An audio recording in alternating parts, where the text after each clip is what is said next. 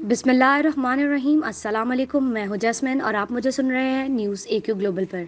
आइए बुलेटिन का आगाज़ करते हैं।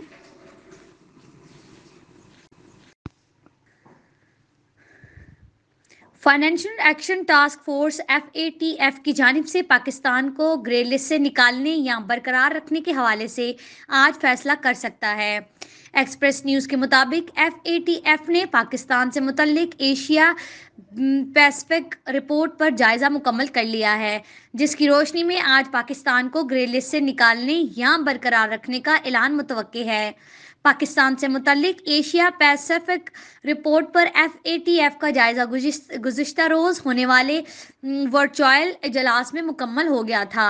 FATF इजलास में ज़ेर बहस आने वाली रिपोर्ट के मुताबिक गुज़िश्ता 2 साल के दौरान पाकिस्तान ने FATF एक्शन प्लान पर तेज़ी से अमल दरामद किया है।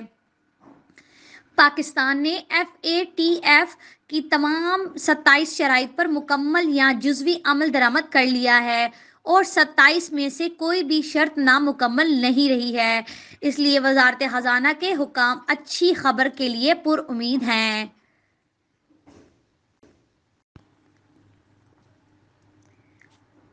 स्पीकर पंजाब असम्बली चौधरी परवेज इलाही ने कहा है कि सेनेट इलेक्शन के हवाले से इत्तेहादी और हुकूमत मिलकर मेहनत कर रहे हैं। पाकिस्तान मुस्लिम लीग और हुकूमती उम्मीदवार कामयाब होंगे। निजी टीवी अब तक न्यूज़ के मुताबिक चौधरी परवेज इलाही से पाकिस्तान मुस्लिम लीग काफ के सेनेट के लिए उम्मीदवार कामिल अली आगा ने मुलाकात की। मुलाकात में सेनेट इलेक्शन के हवाले से तबादला ख्याल किया गया। कामिल अली आगा ने स्पीकर पंजाब असम्बली को सेनेट इंतखाबात के हवाले से एतमाद में लिया। मुलाकात के दौरान गुफ्तगू करते हुए चौधरी परवेज इलाही ने कहा है कि सेनेट इलेक्शन के हवाले से इत्तेहादी और हुकूमत मिलकर मेहनत कर रहे हैं, हम कामयाब होंगे। अपोजिशन का सेनेट का इलेक्शन लड़ने के लिए तैयार होना जमहूरियत का हुस्न है।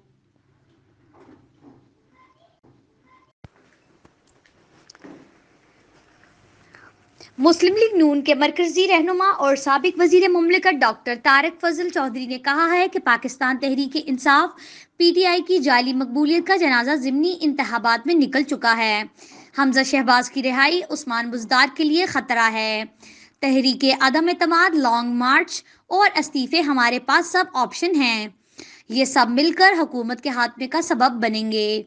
निजी टीवी चैनल से गुफ्तगू करते हुए तारिक फजल चौधरी का कहना था कि जिस तरह तहरीक इंसाफ ने लियाकत खट्टक के साथ किया, ये उनकी तस्खीर है। ऐसे इख्तलाफात मुज़ाकरात के लिए ज़राए हल होते हैं।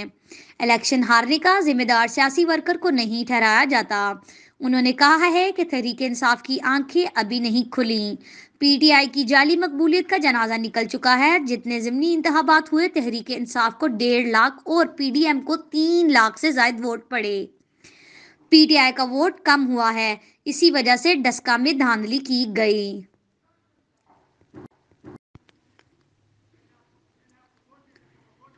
इस्लामाबाद यूनाइटेड ने सनसनीखेज मुकाबले के बाद कराची किंग्स को 5 विकेटों से शिकस्त दे दी। इस्लामाबाद यूनाइटेड ने 197 रन बनाकर पहाड़ जैसा खदफ आखिरी ओवर में हासिल कर लिया। इस्लामाबाद की जानिब से इफ्तिखार अहमद 49, हुसैन तलत 42, एलेक्स हेल्स 46, फ़हीम अशरफ 25 और आसिफ अली 21 रन बनाकर नुमाया रहे। फिल सॉल्ट और कप्तान शादाब खान बगैर कोई रन बनाए आउट हुए। कराची की जानिब से मोहम्मद नबी, अरशद इकबाल, वकास मकसूद, मोहम्मद आमिर और अम्माद वसीम ने एक एक विकेट हासिल की है। कबल अज़ां कराची से पहले बैटिंग करते हुए मुकर्ररा 20 ओवर्स में 196 रन बनाए थे। कराची की जानिब से शर्जील खान 58 गेंदों पर 105, बाबर आजम 54 गेंदों पर 62 रन बनाकर नुमाया रहे। शर्जील खान ने अपनी सेंचुरी 55 गेंदों पर मुकम्मल की। शर्जील खान ने अपनी जारहाना इनिंग्स में 9 चौके और 8 छक्के लगाए। शर्जील खान अपनी इनिंग्स के दौरान एक दफ़ा आउट भी हुए, ताहम वो गेंद नो बॉल करार पाई थी। इस्लामाबाद की जानिब से हसन अली और हुसैन तलत ने एक एक विकेट हासिल की, जबकि बाबर आजम रन आउट हुए। इससे कबल इस्लामाबाद यूनाइटेड ने टॉस जीतकर पहले फील्डिंग का फैसला किया था।